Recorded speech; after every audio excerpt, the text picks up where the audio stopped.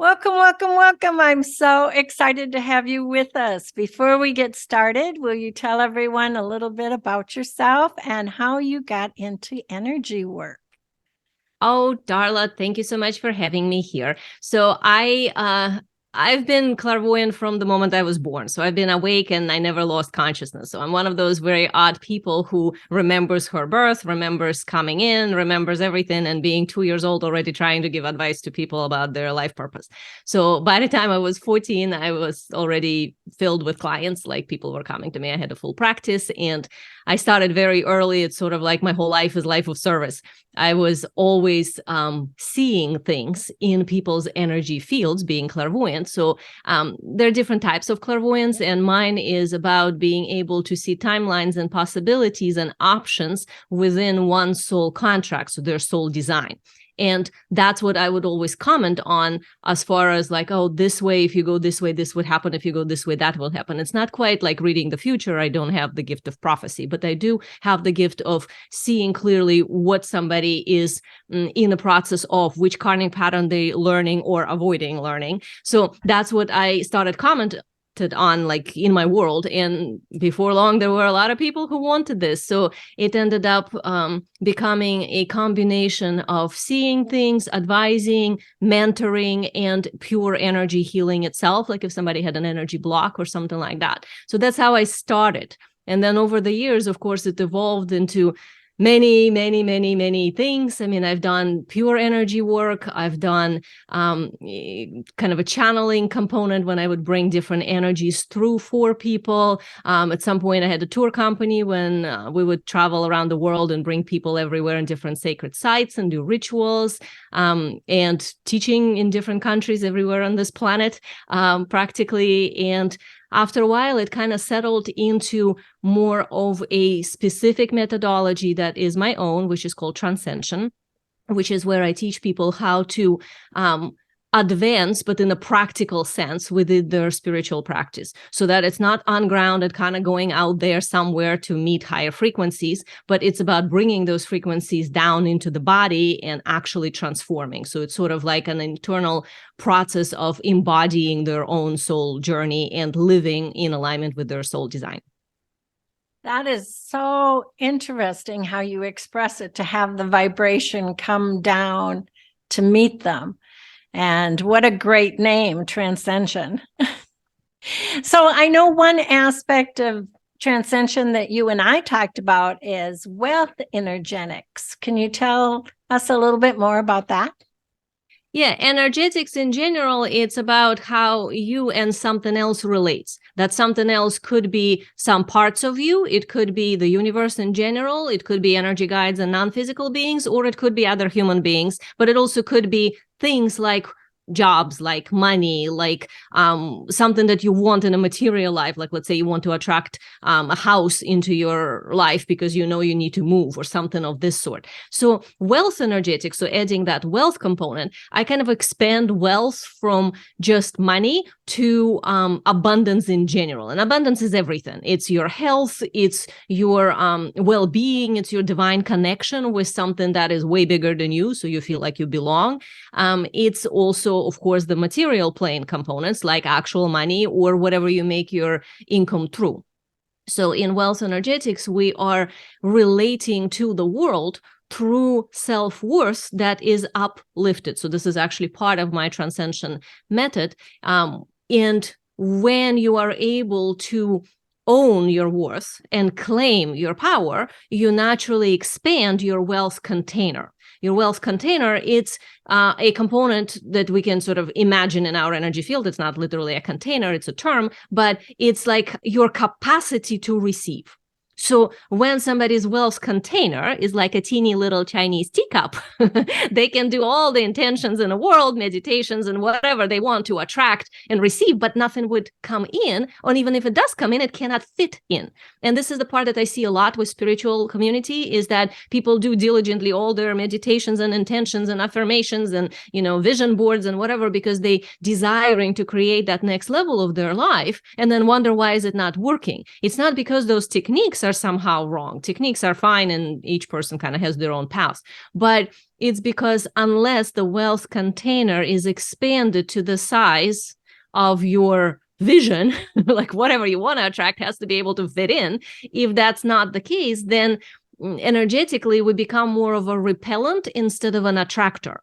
And part of the wealth energetics, it's learning how to create a vortex that you become essentially a vortex that pulls into your life things that you desire, people that you desire, opportunities, spiritual connections. Some of them look exactly like what our ego personality wants, some don't. So sometimes it's kind of like, oh, that's a surprise. I didn't think it would look like that. But nevertheless, it's still a support for your next step. And all of that is still linked to, like, your vortex can only be as big as your wealth container. So that is something that you help them create then, a larger container. Mm-hmm. How exciting is that? Yeah, a lot of it is actually not so much about how to create a larger container. It's more about how to clean up things that are in the way of them having the container that they kind of designed to have.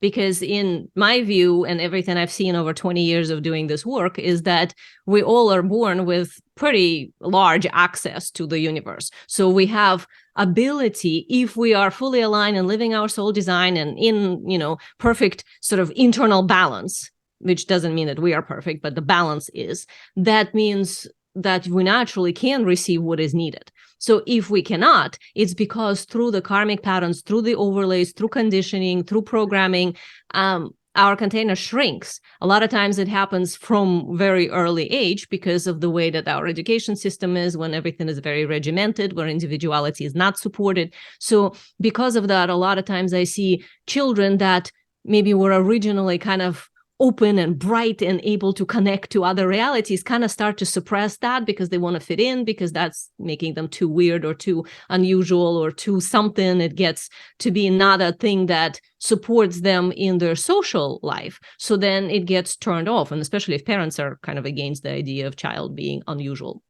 So with that, we also kind of kill our wealth container as well. And then by the time the kid is graduating school and going to college, it's the same kind of regimented thing. Now it's focused on getting grades and whatever. And all of those things are projections of authority. So instead of being self-regulated, like navigated by their own inner voice, they now navigated by external parameters that they took on, that they believe are the correct parameters because their family thinks so, their lifestyle supports that, and so on. Maybe the teachers told them that. Maybe just a karmic pattern. Sometimes people just have that as an imprint that they are choosing to be navigated by instead of the soul voice. And when that happens, they again limit their container to receive wealth. So then by the time, let's say, that person goes through whatever education they chose to have and now tries to have a job and everything, extrapolate like to 30 years, 40 years old, and they wondering, why am I struggling? I seem to be doing everything correctly and I'm a good person and I'm still struggling. Well, all that struggle is based on unfulfilled desire, which actually goes down into dissatisfaction, but not from the ego, but from the soul. There is a part of the person that's feeling discrepancy of them being in friction with themselves, which is what shrunk the wealth container. So the work that we would do would be about expanding that wealth container by shedding the layers of conditioning and imprinting, but by recognizing what is the karmic pattern that seems to be repeating itself here, and what is the lesson you are actually being taught, so that that person can finally learn the lesson. Because once the lesson is learned, it moves on. Like that's it, the pattern stops. It only goes in a cycle after cycle because it's not learned. And this is also, I think, the component that humankind kind of lost, is that our lesson perception became overly linear because of our education system and because of just how everything here is so mechanical and step by step and whatever. So when somebody has a specific difficulty in their lifetime, quite often they're trying to solve it from the same level, like the level of the problem, which is the mental problem to begin with. So it's not solvable from that spot. You actually have to move outside. So the way I teach it is like, if your perception is a box, and box has parameters, like this is where you live. And we all have some boxes. I mean, nobody's fully ascended master with no box. So let's say you have some box, but like my box is huge. It involves like this planet, the universe, and many other things. But majority of human beings, boxes are teeny little boxes. And when we have a lesson, the lesson is something that is outside of the box, just on the top of it, not too far. But that means you have to actually have a part of you that goes outside of your own perceptional box in order to perceive the lesson. And this is where it sounds so nonlinear, what I just said, for people, because like mentally, like I can't get that. And it's true, mentally you cannot. So this is where we go into other perception, like through sensing, through feeling, sometimes testing, smelling energy, sometimes just allowing your body to respond to life, but starting to notice. And with my ability, I usually can tell what is the actual lesson. So then a person can see, oh, learning it means this. Like maybe something is difficult and they told learning it must be persevering and pushing harder and make it happen. And I shouldn't give up and I want to give up and I'm so tired, but no, I shouldn't because I'm learning this lesson and nothing's happening. And then let's say that person comes to me and we're like, actually the lesson is in listening to your emotional waves, which means what you're doing is completely, you shouldn't be doing that at all. And then they're like, oh, but what, it be giving up? It's like, no, that will only be within the box. Within the box, it would look like giving up. But if you're outside of the box, is it true for you? So then we get them to the place where they can sense that, you're right. I actually don't even feel aligned with the thing I was pushing so hard on. Okay, so now let's just as an experiment, have a week where you're not doing it. What happens? And suddenly all these magnificent things start to happen because their field relaxes and wealth container naturally grows because they're starting to learn the lesson. They stopped pushing. And then the very thing quite often that they were pushing so hard to get just arrives in their life without them doing anything. Wow. I so resonate with that linear pattern and so much of what you said. How fascinating. Fascinating. Yeah, I think a lot of times the linear perspective as dominant has been suppressing so much of nonlinear. And in the way that I work, it's a balance between the two. I don't believe we should get rid of linear because then we cannot function in this life and we still need to be able to pay the bills and have a house and, take care of the kids and whatever, like life is still here. So a linear component is necessary. And the other side, though, the nonlinear, that's the quantum world. That's the 100% possible, 100% of the time, everything exists, and you literally can have access to it, but it's non-linear. So just to describe a little bit more what I mean, linear perspective is when you have step-by-step process. So strategy, setting a goal and then trying to go towards the goal, having a commitment to a specific task and then habitually doing that task, like all the things that you generally see, like what are the good habits of successful people or spiritual people, and what all of that is actually linear. And some of it is needed to some degree. I don't think it should be rigid, but some strategy and basic step-by-step processes are necessary. Then there's another side, the nonlinear. Nonlinear would look like not like 1, 2, 3, 4 process. It would look like 1, 22, 4, 15, 80, 800. So it doesn't make any sense to the linear mind because these dots do not seem to be in order. And yet there's still some steps. I mean, it's very rarely when it's 1 and 100. There's still some stepping stones, but these stepping stones are intuited by alignment of ourselves to our own sovereignty and internal authority of our soul design. And then from that place, we know which sort of is the right stepping stone. So it becomes kind of like a shortcut.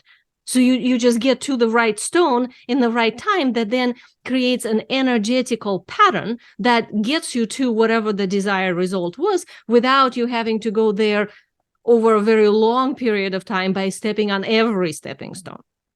So it's a different way. It has its own issues, I guess, in the material world because people who have stronger nonlinear side have difficulty explaining things and articulating clearly what they're trying to say because speech is linear.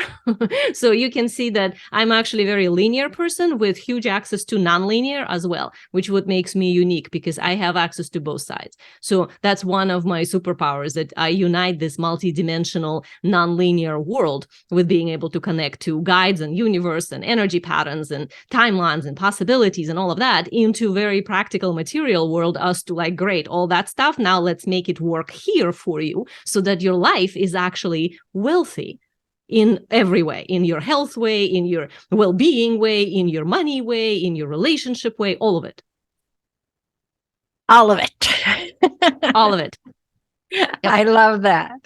Well, you just answered one of the questions I like to ask. What is your superpower? And you just told us. So Yeah, I have thank you. many superpowers, but that's definitely one of the main ones, I would say, because I don't know of many people who have that much of the nonlinear side and yet still have very strong practical. That's usually not a typical thing. No, our listeners are really in for a treat because you're going to give them kind of a little framework for four-part framework, an idea of what it would be like to go through some of this type of work.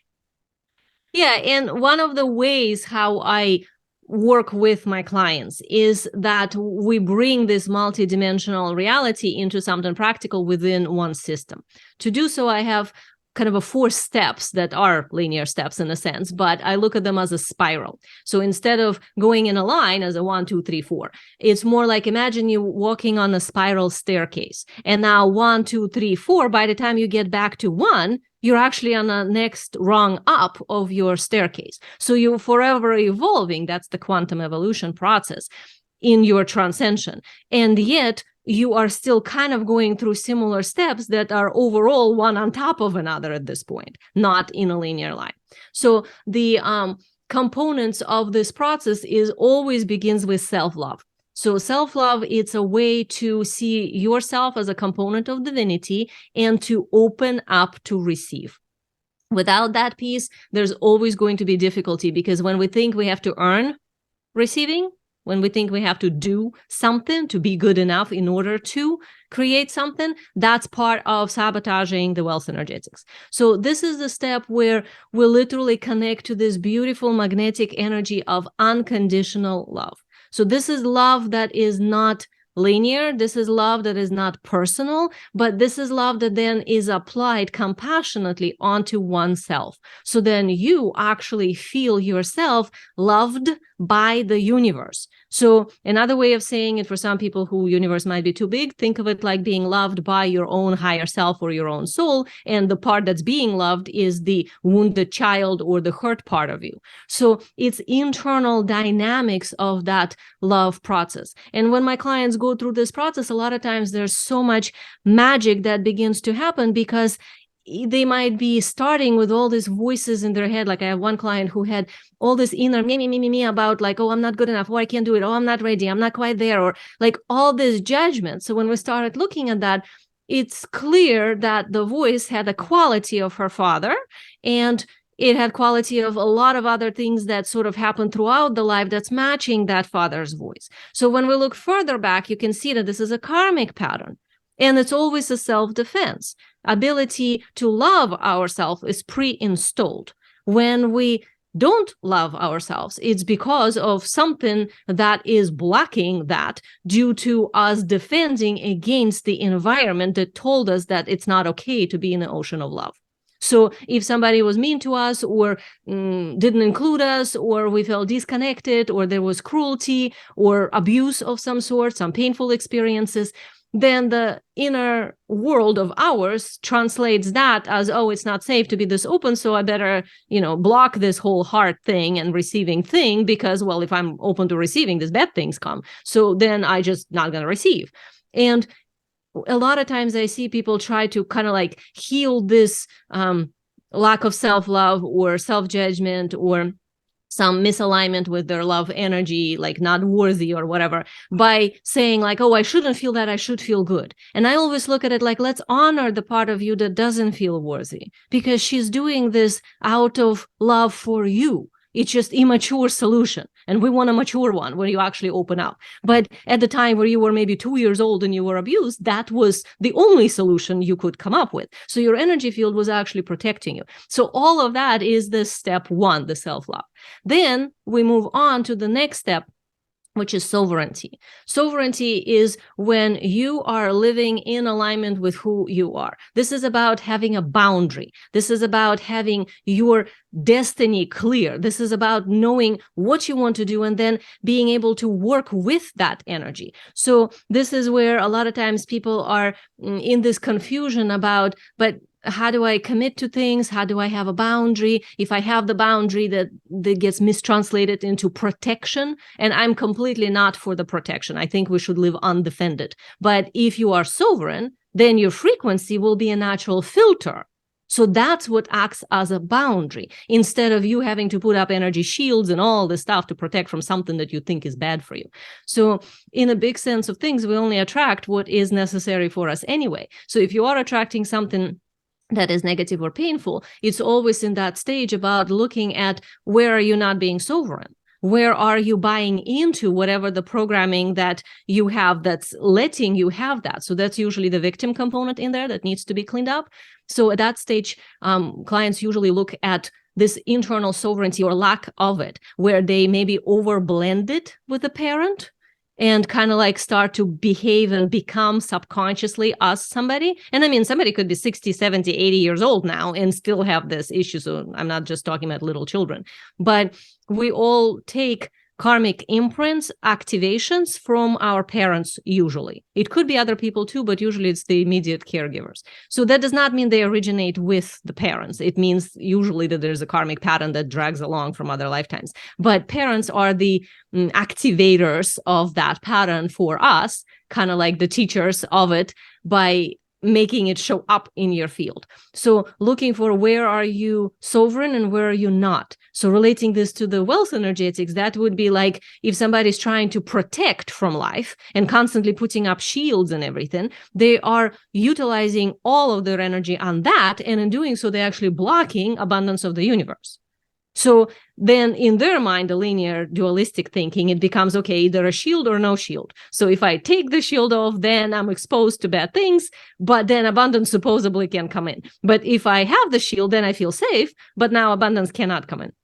And that's not true. That's a dualistic small box. So I would take it out to the next level. And I actually had a couple of clients like that too, where we literally did this adjustment from like, okay, you're thinking of your boundary as something that you have to say no to life. So what if we shift that you're sovereign, which means your frequency occupies certain space, like time space, right? We take certain space and within linear time, this is our space. Okay, that space is yours. Now, what do you want in this domain? Like, what are your rules? What are your standards of, whatever you believe in? What are your principles?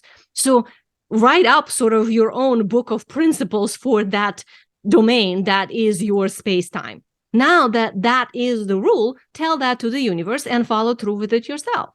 So now you're not saying yes or no to anything. You're just being open and undefended, but with clear rules for your system. And rules, some people don't like that word, so you can think of it as principles or standards. It's essentially frequency parameters. So it's like a filter. Like if something comes into your door and says, hey, I'm a negative frequency, and you're saying, okay, come right in, it can come right in. But if you have an internal rule or principle that says, no, that frequency I just send it love to, but it cannot enter.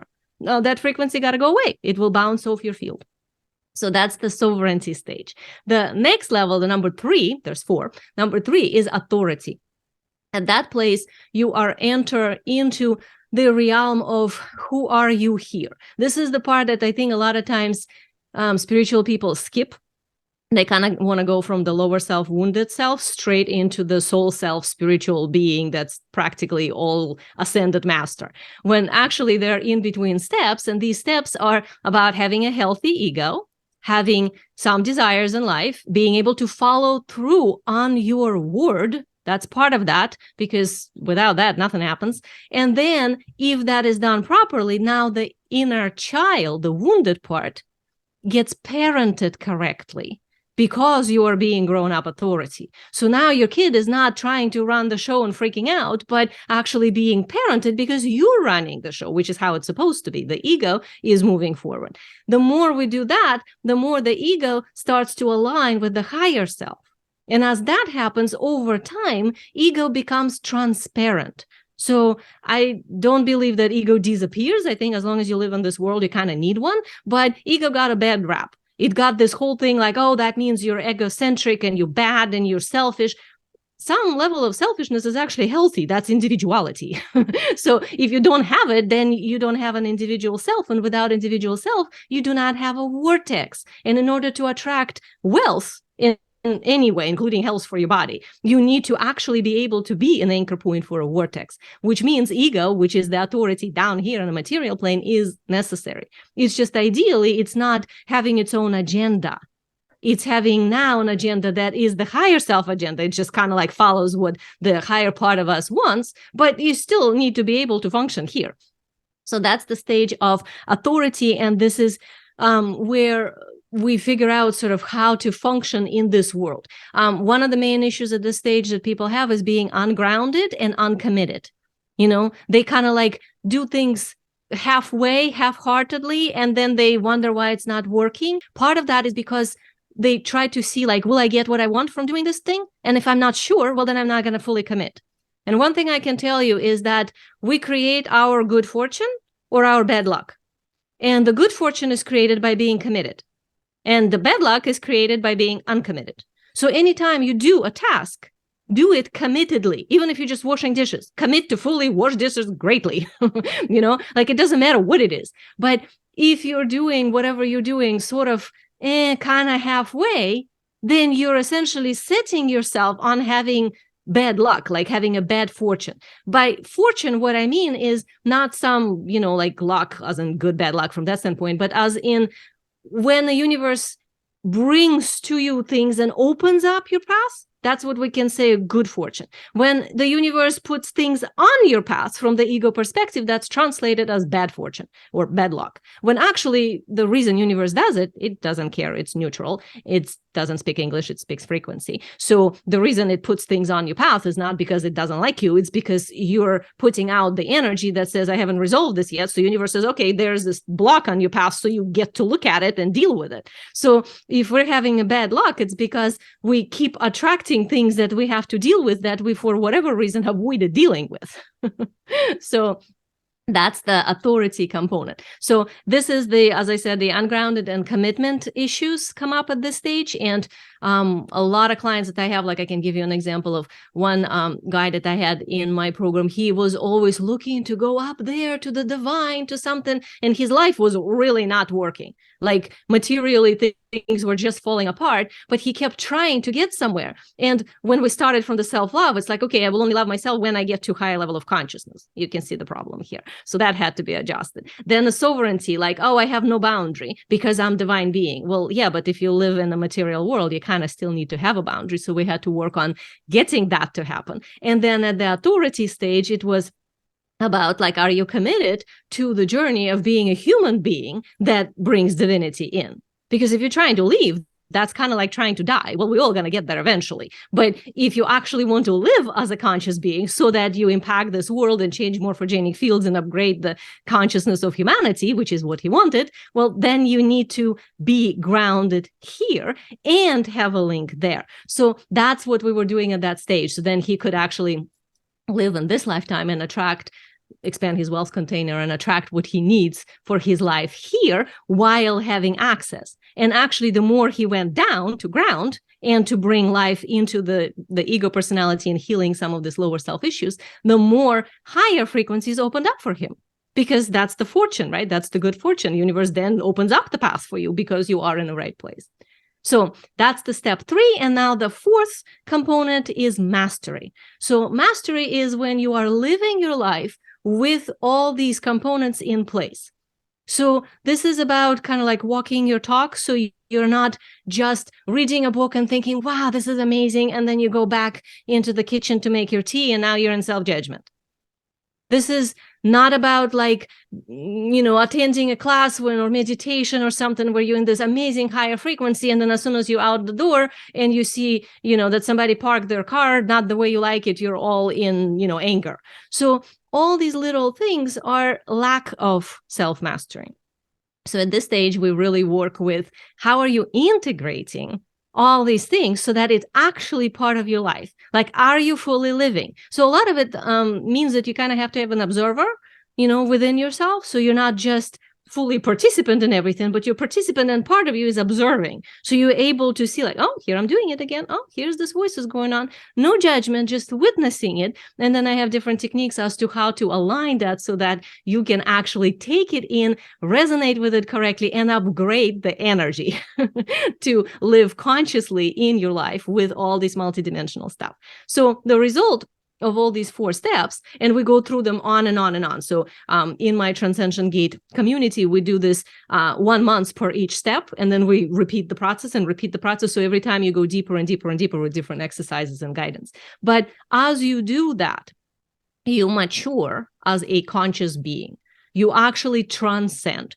So you move beyond this concept of I ascend frequency, like ascension, but you go into transcension. You become a being that is, in Hindu, they call it Siddhi, Siddhi. So that's the next level of divinity within us as human beings, but it arrives as a natural progression of us waking up, not by us trying to leave, not by us trying to forever fix our issues. We're not broken. We don't need fixing, but we do need to be harmonized and bring conscious awareness to these components I was talking about, and then have certain processes to monitor how we're doing with them.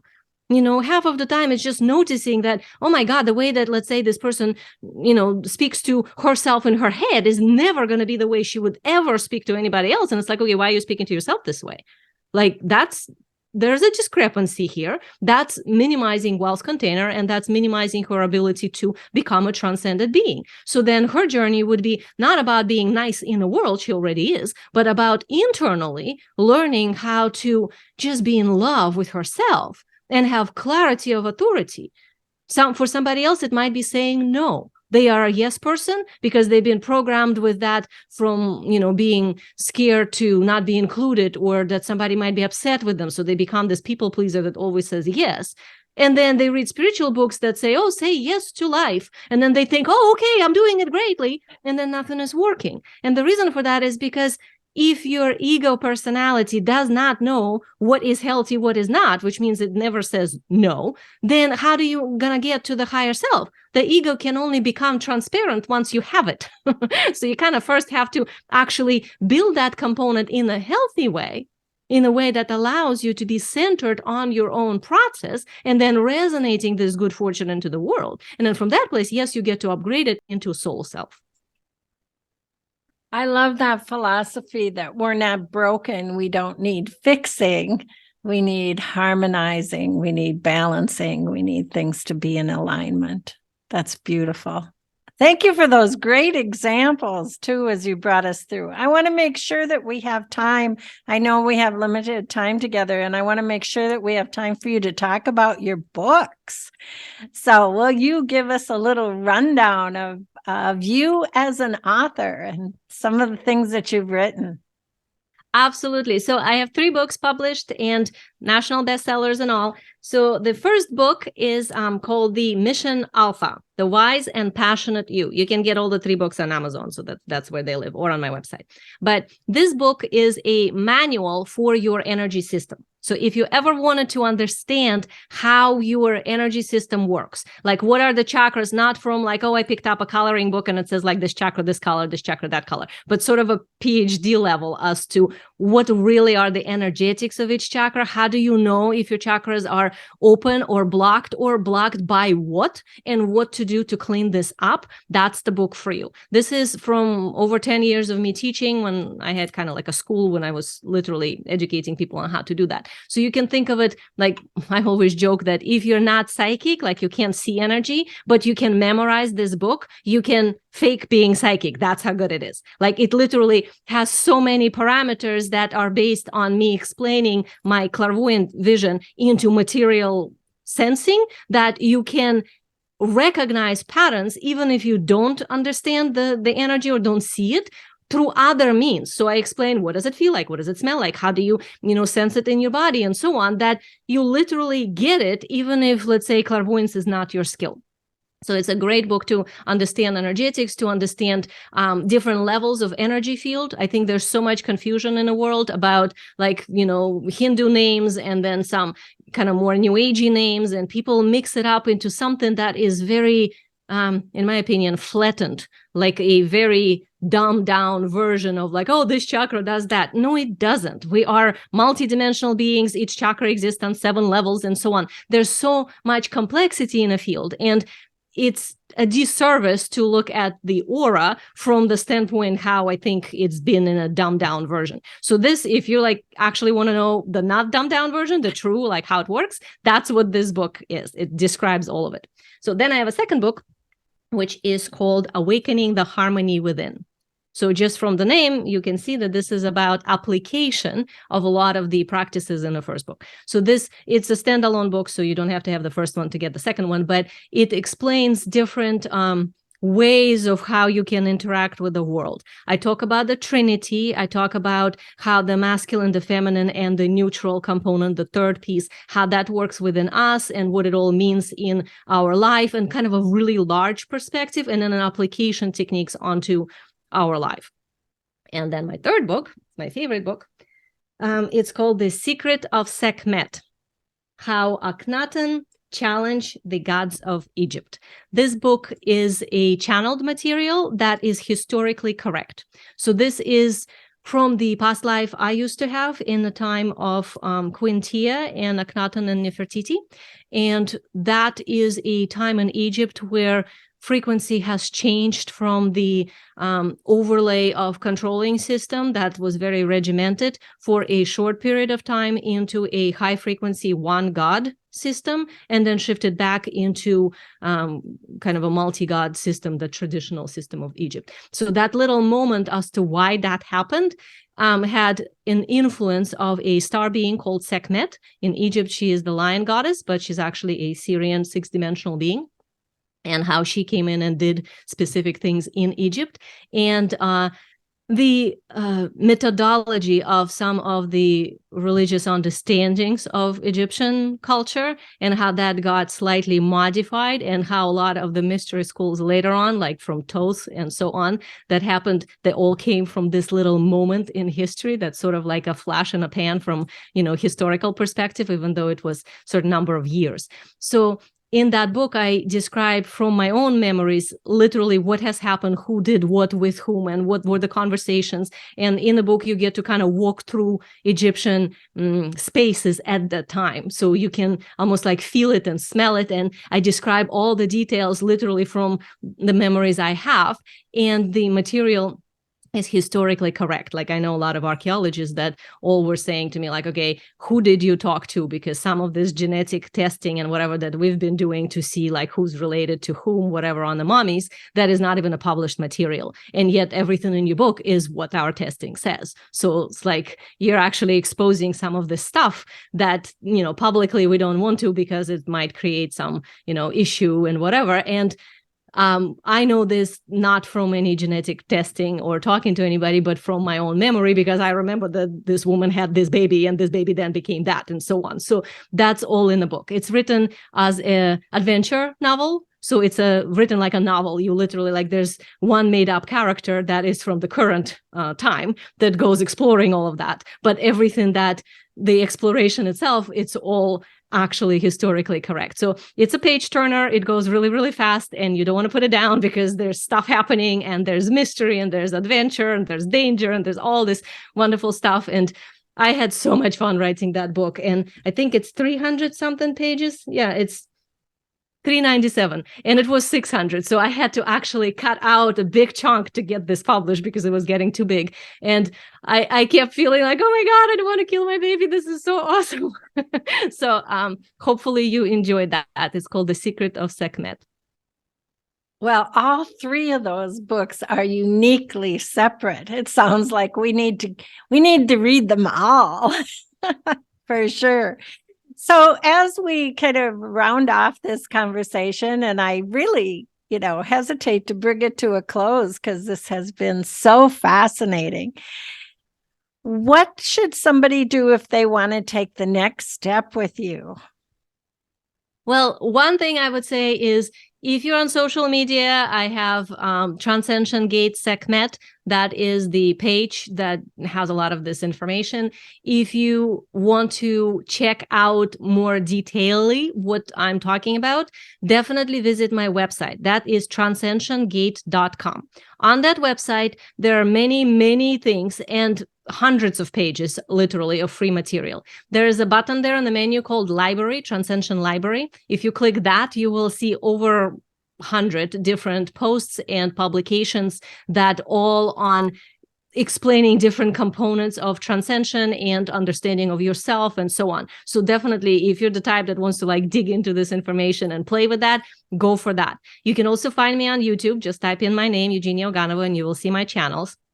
But mainly on that website, transcentiongate.com. Within that, there's in the Transcension Gate library, there is the self-love challenge. So if you want to play with that, you can also do that. That's a free little 5-day experiment on you learning to love yourself better. And of course, you are welcome to join us in the Transcension Gate community. So that is a paid community, but if you are ready for that step, I would love to have you. We just finished the Quantum Evolution course, which will be available when it's completed. And then we're going into the connection with the Solar Council, which are multidimensional beings I work with, and translation of your personal efforts onto affecting planetary consciousness and human consciousness. So the next year, 2023, we are going fully into exploration of how you can actually help this planet and humanity awaken, and what is your personal role in that process. Beautiful. I know I'm going to look at those things. And for our audience, you'll be able to find these links on the show notes page. So I hope you'll go there. So thank you for being with us today. It was such a pleasure. Oh, thank you so much, Darla, for having me here. And I hope that something I said will click for a person and they can understand that, oh, I was missing that piece. It's always one thing, isn't it? It's always something little that somebody says, and it's like, oh, that's what I needed. I needed to listen to this just for that little jewel over there. So I hope there were some jewels for all of you. Yes, you dropped many a jewel. So thank you. Thank you.